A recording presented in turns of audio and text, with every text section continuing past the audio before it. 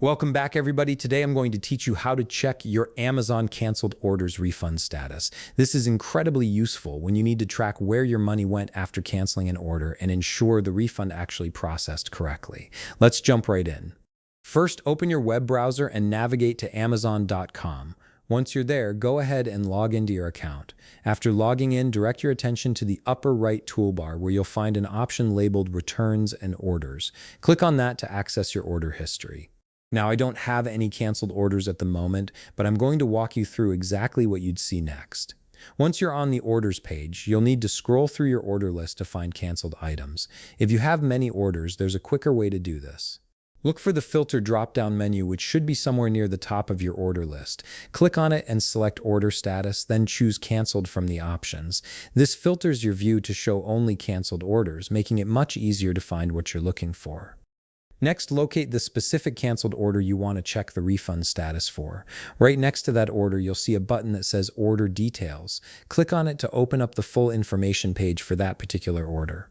On the Order Details page, scroll down until you reach the Payment section. This is where Amazon displays all the financial information related to your order. Here you should see a line that mentions something like Refund followed by an amount. Next to that amount, you'll notice a status indicator.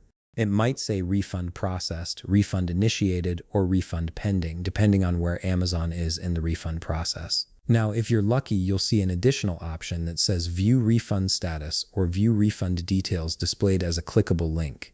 If this link is available, definitely click on it. This will take you to a more detailed page showing the exact date the refund was issued, the precise amount being refunded, and most importantly, which payment method Amazon sent the money back to.